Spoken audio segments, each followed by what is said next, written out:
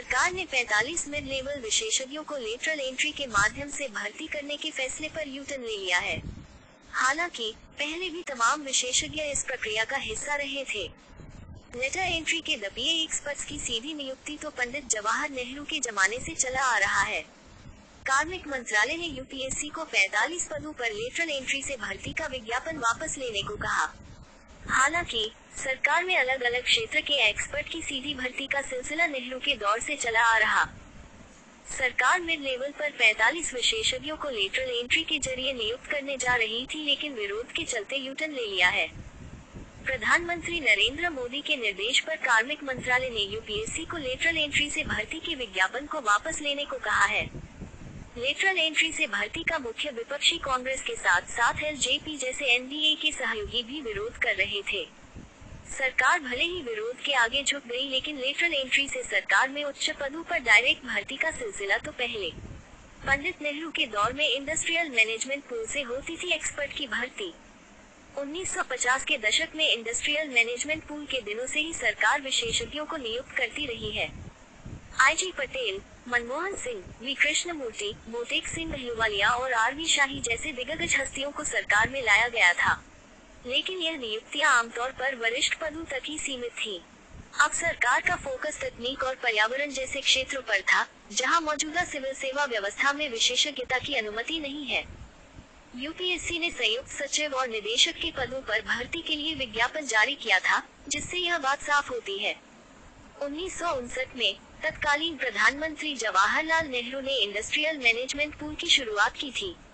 इसके तहत मंतोष सोधी जैसे लोगों ने सरकार में प्रवेश किया और बाद में भारी उद्योग के सचिव बने। बीएचईएल और सेल जैसे सार्वजनिक उपक्रमों का सफलतापूर्वक नेतृत्व करने वाले वी कृष्णमूर्ति भी लेटरल एंट्री के जरिए ही आए थे। वे भी भारी उद्योग सचिव रहे। इसी तरह डी.वी. कपूर ने बिजली, भारी उद्योग और रसायन और पेट्रोकेमिकल 3 मंत्रालयों का नेतृत्व किया। इससे पहले 1954 में आई.जी. पटेल IMF से उप आर्थिक सलाहकार के रूप में शामिल हुए और बाद में आर्थिक मामलों के सचिव और RBI गवर्नर बने। 1971 में पूर्व प्रधानमंत्री मनमोहन सिंह वाणिज्य मंत्रालय में आर्थिक सलाहकार के रूप में शामिल हुए और फिर कई अन्य महत्वपूर्ण पदों पर रहे। जनता सरकार के दौरान एक रेलवे इंजीनियर एवं मैनेजर को रक्षा उत्पादन सचिव बनाया गया था। राजीव गांधी ने केरल इलेक्ट्रॉनिक्स डेवलपमेंट कॉरपोरेशन के अध्यक्ष KPP नाम्बियार को इलेक्ट्रॉनिक्स सचिव नियुक्त किया। Sam Pitroda centre for development of telematics C. का नेतृत्व करने के लिए सरकार में शामिल हुए। 2002 में वाजपेयी सरकार ने बिजली सुधारों को आगे बढ़ाने के लिए निजी क्षेत्र से R.V. शाही को बिजली सचिव के रूप में नियुक्त किया। 1980 और 1990 के दशक में सरकार में शामिल होने वाले कई अर्थशास्त्री अतिरिक्त सचिव स्तर पर आए और फिर सचिव स्तर के पदों पर आसीन हुए। 2018 के बाद से मोदी सरकार बड़े पैमाने पर और मध्य स्तर पर लेटरल हायरिंग रणनीति पर आगे बढ़ी है।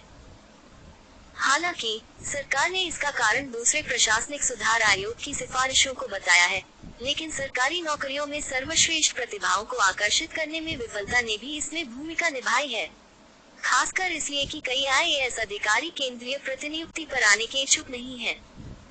बहरहाल ऐसे बहुत कम अधिकारी हैं जो अपने करियर के दौरान विशेषज्ञता हासिल कर पाते हैं, क्योंकि उन्हें कई तरह की जिम्मेदारियां निभानी पड़ती हैं। योग्य अधिकारियों की कमी के कारण बिग फोर सिंड्रोम का उदय हुआ है, जहां सलाहकार निवेश रणनीतियों को डिजाइन करने से लेकर प्रस्तुतियों तक सब कुछ पर काम करते हैं। पूर्व कैबिनेट सचिव KN चंद्रशेखर ने हमारे सहयोगी टाइम्स ऑफ इंडिया से कहा, नियमित यूपीएससी भर्ती MBA, इंजीनियर, डॉक्टर, उच्च कंप्यूटर विज्ञान ज्ञान वाले उम्मीदवार के माध्यम से अब उपलब्ध विशेषज्ञता के स्तर के साथ सेवाओं के भीतर पर्याप्त प्रतिभा है। उन्होंने आगे कहा, ये प्रत्येक नौकरी के लिए सही व्यक्ति को खोजने का सवाल है। सरकार को परिणाम उन